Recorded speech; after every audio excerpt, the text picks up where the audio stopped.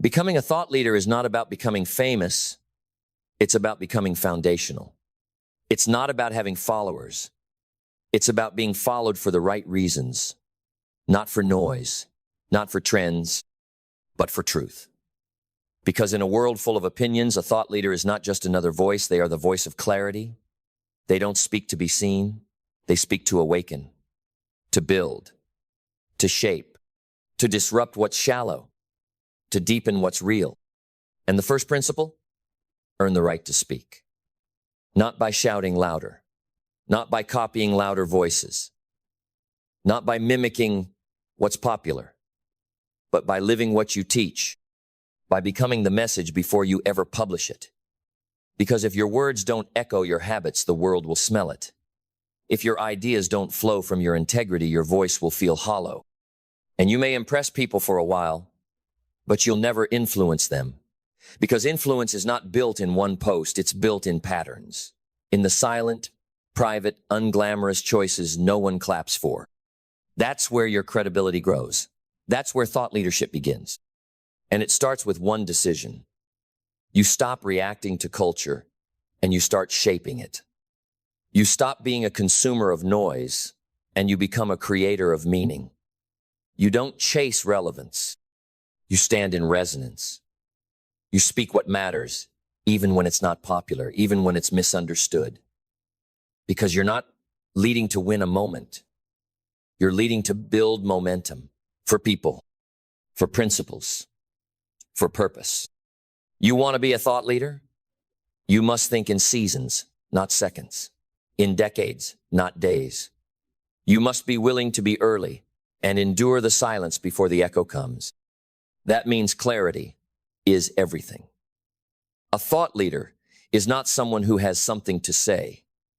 It's someone who has something worth saying and knows exactly why it matters.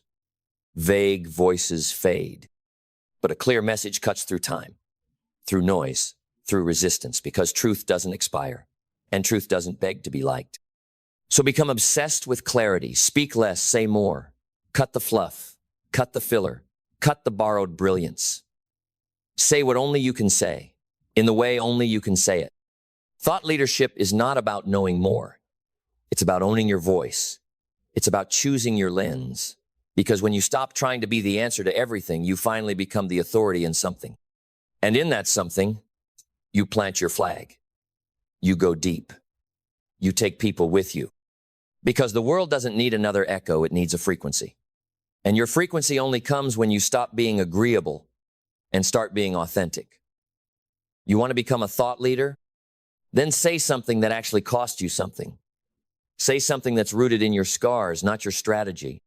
Say something you've wrestled with, bled for, sacrificed for, and now carry not as a theory, but as a truth.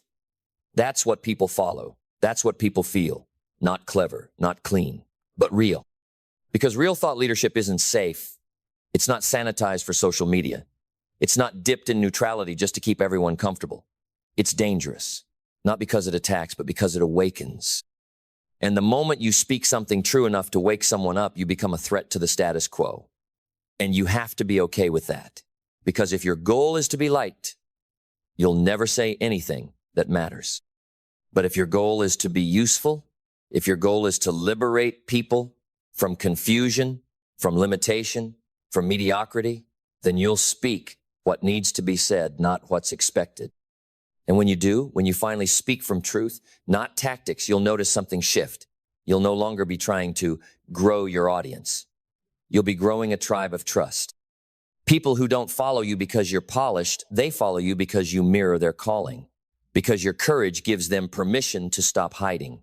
Because your clarity silences their doubt. That's when you become more than a content creator. That's when you become a catalyst. But don't get it twisted, this takes courage. The kind of courage most never practice. The courage to be misunderstood. The courage to be early. The courage to stand alone, not forever, but long enough to prove what others couldn't see. And courage doesn't mean recklessness. It doesn't mean shouting everything that crosses your mind. It means you filter your words through purpose. You don't speak for reaction, you speak for realignment. And that takes maturity. That takes discernment. That takes restraint. Because the deeper your voice goes, the more weight it carries. And when your words start to move people, shape thinking, drive behavior, you are no longer just expressing, you are entrusting. You are putting ideas into people's hands, hearts, and homes. That is not a role you take lightly. That is not something you do for likes. That is leadership.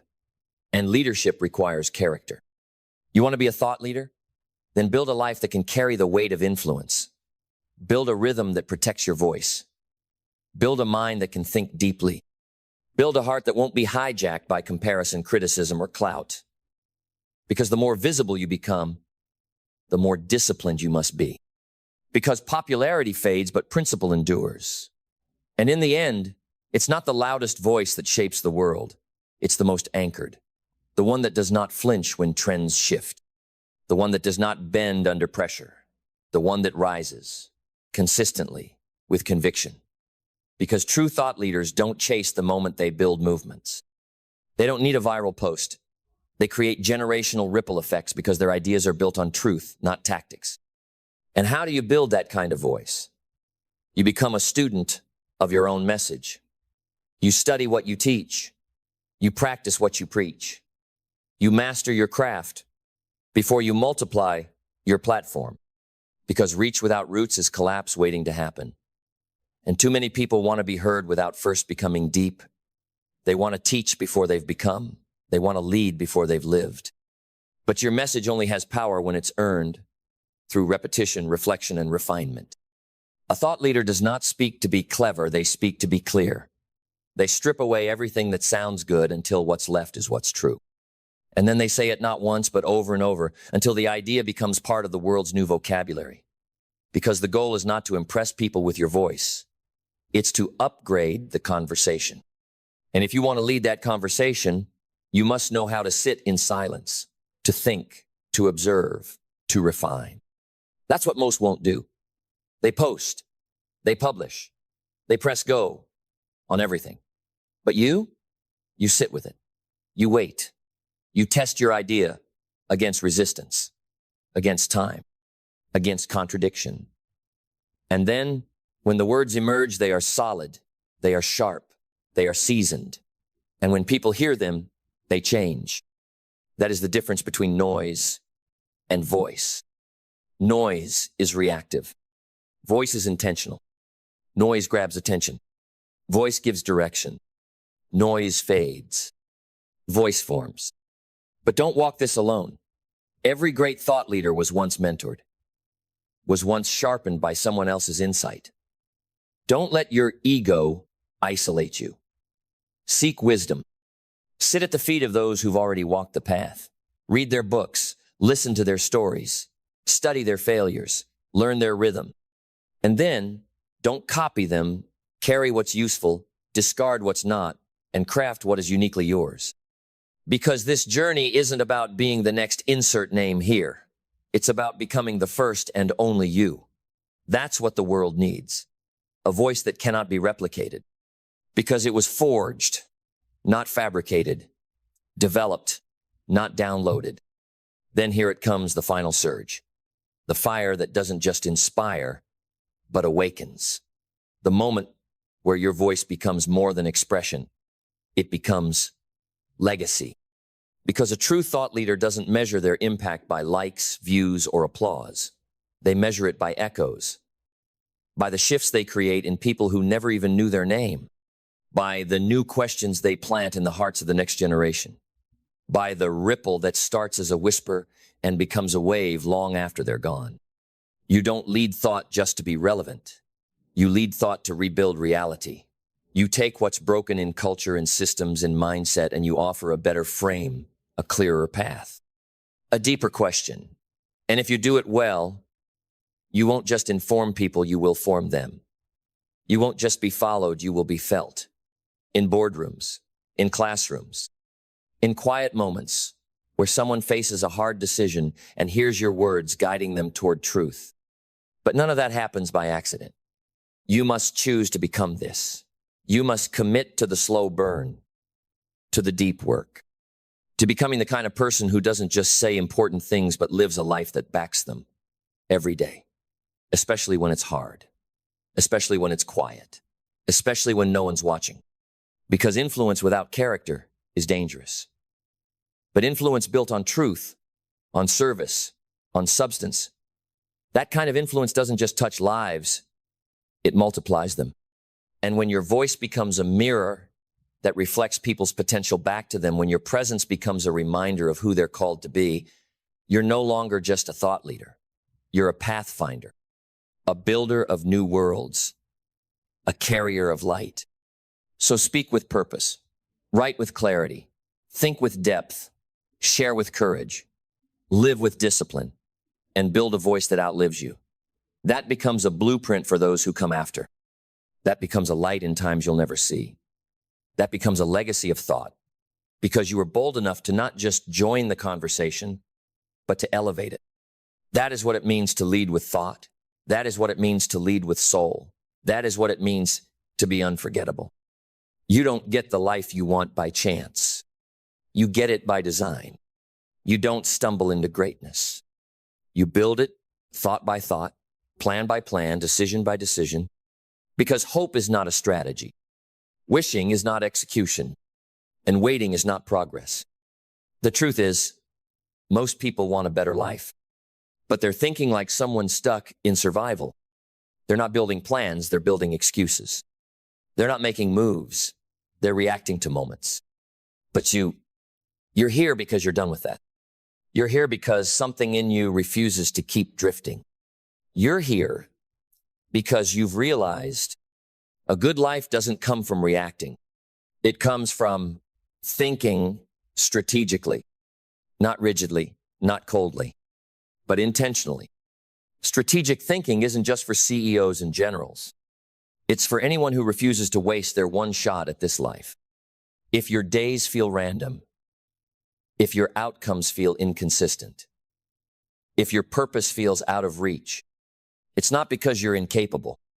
It's because you haven't been taught to think like a builder, to think like someone who's architecting the life they want, not just hoping it shows up.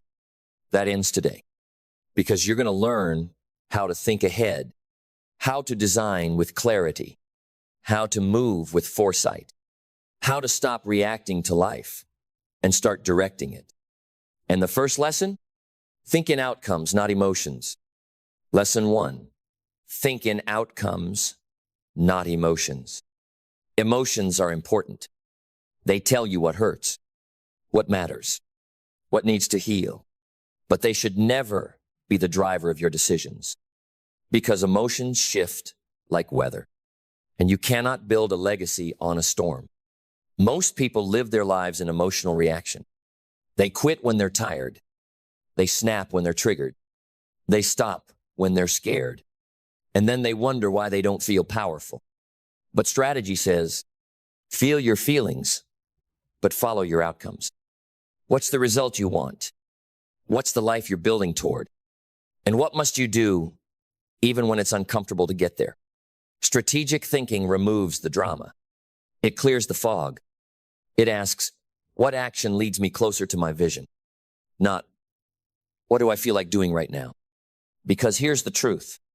Your feelings don't decide your future, your decisions do. When you start thinking in outcomes, you stop chasing approval. You stop being reactive. You start playing the long game. And in the long game, discipline outperforms mood every single time. Now let's go deeper. Lesson 2, reverse engineer everything. Don't just dream. Deconstruct.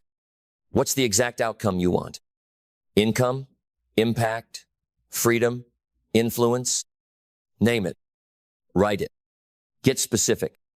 Now, instead of asking, how do I get there? Ask, if I were already there, what would I have done to get here? That question flips everything. It pulls you out of confusion and into clarity, because now you're not guessing, you're building backward. Want a business? Study the model. Want to speak on stages? Study the steps. Want emotional peace? Study the habits of those who have it. This is how strategic thinkers move. They start with a vision and build the bridge backwards. No more hoping. No more winging it. No more walking blindly into another year. You reverse engineer it, one layer at a time. Lesson 3. Leverage is the multiplier of strategic thinkers. You are not here to do everything. You are here to do what matters effectively. Strategic people don't win because they work harder. They win because they understand leverage. They know how to apply a small force in the right place to create a massive impact. Leverage is when one move does the work of 10, when one relationship opens 5 doors, when one decision frees you from 20 distractions. So ask yourself, where is my time going? Where is my energy going? What am I doing manually that could be automated? What am I doing alone that could be delegated? Strategic people remove friction. They remove the unnecessary. They remove the ego that says, I have to do it all myself. Because the goal isn't to be busy, it's to be effective.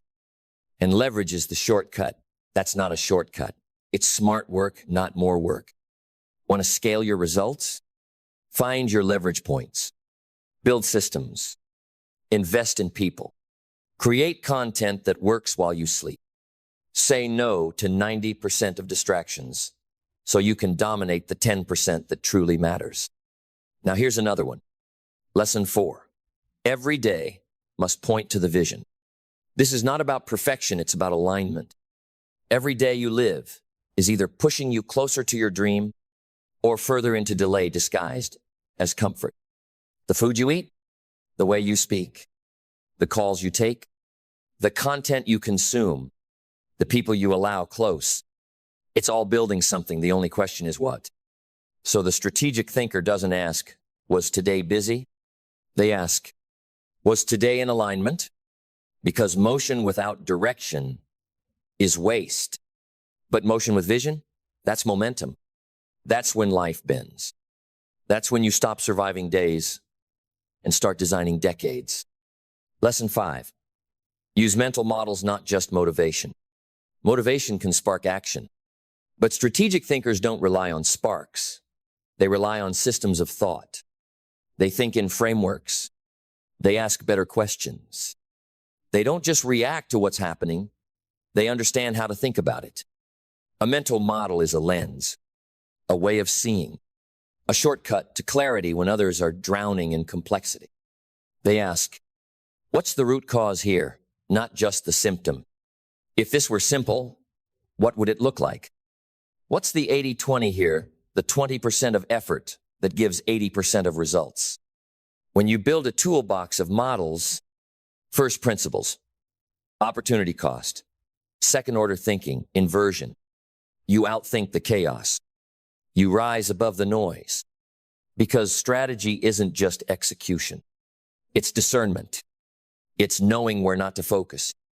It's knowing when to stop as much as when to go. Lesson 6. Schedule thinking time. Most people schedule tasks. Strategic thinkers schedule thought. Because clarity doesn't come by accident. Breakthroughs don't happen in inboxes. Solutions aren't found while you're drowning in meetings. Thinking is working. And the clearer you're thinking, the less effort your action requires. Even 30 minutes a week, no phone, no distractions, just pen, paper, and deep questions like, what is the bottleneck in my progress right now? What am I avoiding that needs my courage? What would make everything I'm doing easier or irrelevant? This habit alone can transform your entire year. Because most people are busy being busy. But strategic thinkers, they pause so they can pull ahead. Lesson 7. Always ask, what's the one move that changes everything?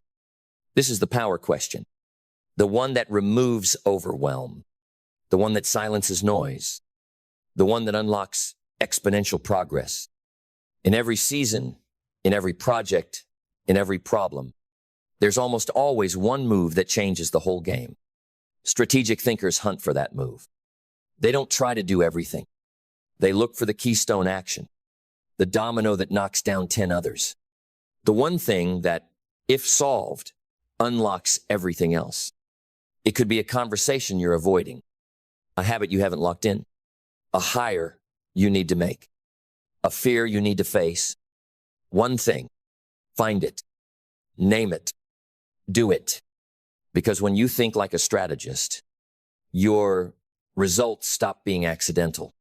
They become inevitable. Let's bring it home. Because now you know a better life isn't built on chance. It's built on strategy. It's not about hustle. It's not about luck. It's not about waiting for the right time. It's about clarity, leverage, discipline, and most of all, it's about thinking like a creator, not a survivor. You weren't meant to drift. You weren't born to repeat what's average. You were built to architect something different, to design with purpose, to move with foresight, to live a life that is not reactive, but intentional. And here's the truth. If your life doesn't feel like it fits, you were never meant to fit it. You were meant to change it, to reshape it, to rethink it strategically so it aligns with who you are becoming, not who you've been told to be. From today forward, let this be your standard. No more random days. No more wasted energy.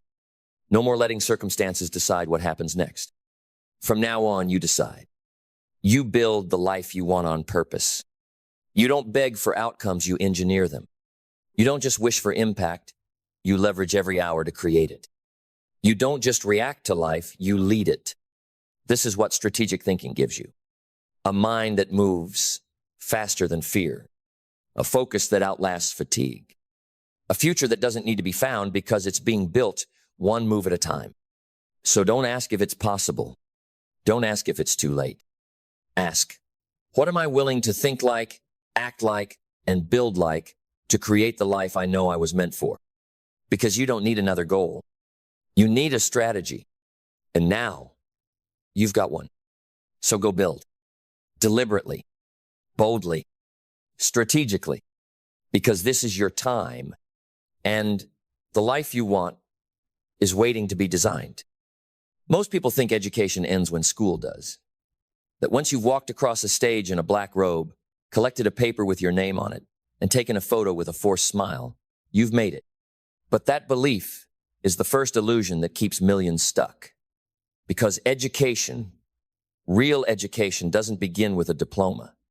It begins with awakening. The moment you realize your mind is a field, and every day, whether you like it or not, something is being planted. The only question is, who's doing the planting? You or the world?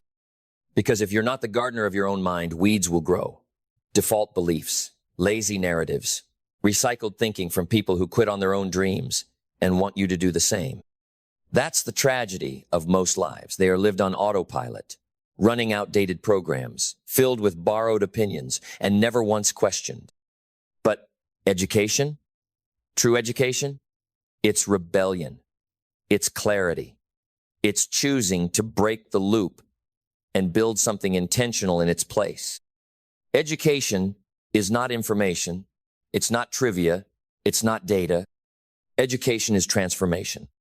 It's the fire that melts ignorance into insight, that reshapes identity, that cracks open the ceiling of I can't, and replaces it with watch me. Education isn't about what you know. It's about who you're becoming because of what you now understand. And that understanding, it's not passive. It's earned, not through memorization, but through sweat, through questions, through pain, through practice. You don't receive education. You forge it. That's why the truly educated never stop learning, because they're not chasing facts. They're chasing freedom. The power to choose your thoughts. The clarity to see through lies. The courage to act when the world sleeps. The wisdom to say no when everyone else says yes. The humility to grow. And the discipline to apply. That's the education that changes you. Not the kind stamped on paper, the kind carved into character. So, if you think learning ends when class ends, you're already behind. The world is moving, with or without you. Every day there are new ideas, new tools, new patterns, new shifts. And the people who rise, they are not always the smartest, but they are always the most willing to keep learning.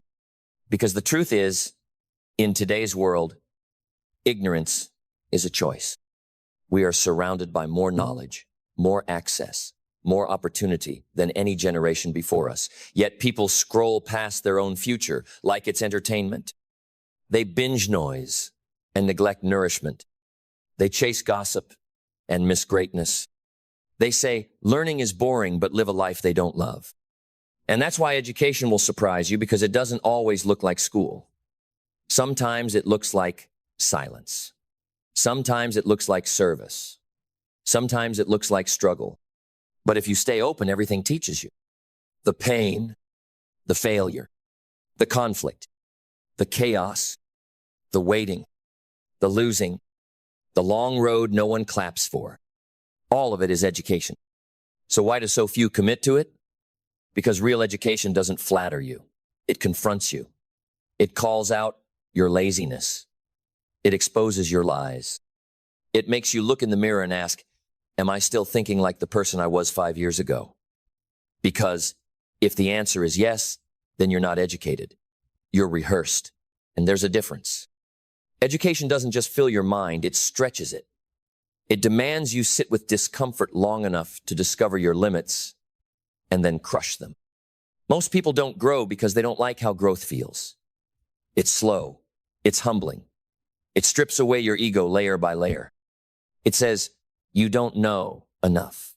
It says, you've got work to do. It says, you're not ready yet. But if you stay in that room of resistance, day after day, something magical happens. You become dangerous. Not because you know more trivia, but because you see deeper. You move sharper. You speak slower. You think clearer. And suddenly, the things that used to intimidate you, silence you, control you, now bow to the presence of someone who's become through education. Because here's the truth. Nobody says enough. If you don't educate yourself, the world will do it for you, and it doesn't care about your potential. It will teach you to fear, to conform, to settle, to follow, to trade your fire for comfort, your vision for approval, your uniqueness for acceptance. But the moment you take responsibility for your own education, the moment you stop waiting to be taught and start choosing to learn, that's when you take your power back. Because knowledge unlocks, it opens the next room, the next strategy, the next solution. It reveals the system behind the system, the truth behind the noise. And when you combine that knowledge with action, you're not just educated, you're equipped. Now you can build. Now you can serve. Now you can rise without asking for permission. Because you understand what's really going on, and you can move accordingly. That's why education is the great equalizer. It's not reserved for the elite. It's not sold in a classroom. It's accessed through intentional curiosity and relentless commitment. So no, education isn't about impressing people. It's about becoming someone you can trust. So what does it look like to truly be educated? It looks like discipline without needing deadlines. It looks like asking better questions instead of chasing louder answers. It looks like reading books no one assigned. It looks like reflecting when others are reacting. It looks like staying curious when the world gets cynical. It's waking up every day with one question on your mind. How can I think more clearly, act more wisely, serve more powerfully? Because real education doesn't just teach you what to think. It trains you how to think. How to see the difference between noise and signal, between hype and truth, between fast comfort and long-term freedom. It helps you spot manipulation in marketing, laziness in leadership, and weakness hiding inside loud opinions. And it doesn't stop. Not when you get the degree, not when you land the job, not when you make your first million, because education is not a phase, it's a posture. It's the way you walk through life. Humble enough to admit you don't know everything. Hungry enough to pursue what you don't understand. Smart enough to stay teachable. Strong enough to apply what you've learned. And here's where it gets real. Education doesn't always come from a teacher. Sometimes your greatest education comes from pain, from the people who betrayed you, from the dreams that didn't work out, from the moments you broke and no one noticed. Those are classrooms too. And if you're brave enough to ask, what is this here to teach me? You will graduate from experiences that once crushed you. Because wisdom isn't given, it's earned. Through fire, through silence, through falling and refusing to stay down. So if you're serious about changing your life, stop waiting for someone to hand you the keys. Go build the keys. Learn what they won't teach in school. How to manage your time, how to master your emotions, how to build wealth, how to speak with impact, how to listen deeply, how to think originally, how to unlearn what's holding you back. That's the curriculum that matters. And it's available if you'll demand more from yourself than the world expects from you. Because the truth is, education is not the path to a better life. It is the life. The moment you stop learning is the moment you start decaying. So don't let the fire go out. Feed it. Study your mentors. Reflect on your mistakes. Read. Practice. Ask. Build. And repeat. Every single day. And now, we arrive at the part no one talks about the reason education truly matters. Not because it gets you more money, more applause, more achievements. Those are side effects. Nice, yes, but not the core. The real reason is this. Education gives you back to yourself. Every hour you invest in learning, real learning clears away a little more of the fog, the doubt, the noise, the shame, the confusion. And what's left behind isn't just a smarter person. It's a truer person. A person who no longer needs to perform for acceptance. A person who no longer chases validation. A person who walks into rooms quietly and still commands them. Because they know, because they've built, because they've earned who they are. That's why this matters. Because there are people out there right now being paid more than you, heard more than you, seen more than you, not because they're more worthy, but because they learned faster. They took responsibility sooner. They read while others slept. They practiced while others complained. They got up when others sat down. And you can too. That's the surprise in all of this. That education isn't reserved for the privileged, it's activated by the hungry. Not the smartest, not the loudest, but the ones who choose to stay curious when it would be easier to stay comfortable. The ones who'd rather ask, why not me? Instead of, why is it so hard? The ones who don't chase shortcuts, they chase substance. So the next time you feel behind, overwhelmed, underqualified, remember this. You don't need to fix everything today. You just need to learn one thing better. Think one layer deeper. Move one level higher. Because education is a staircase that never ends, and the only thing that separates the powerful from the passive is this. One keeps climbing. You want confidence? Learn. You want wealth? Learn. You want to speak, lead, build, grow, shift, serve, shine? Learn. Because education is the only investment that can never be stolen, never be taxed, never be lost. And the more you have of it, the more you become. So never again say, I'm not smart enough. Say, I'm not done yet. Never again say, I'm not like them. Say, I haven't learned what they've learned yet. Never again hide behind the excuse of background, of failure, of time. Because the school is always open. The only question is, will you show up? Because if you do, if you show up again and again, with your heart open and your ego silent, you won't just surprise others with what you learn. You'll surprise yourself with who you become. And that is the importance of education.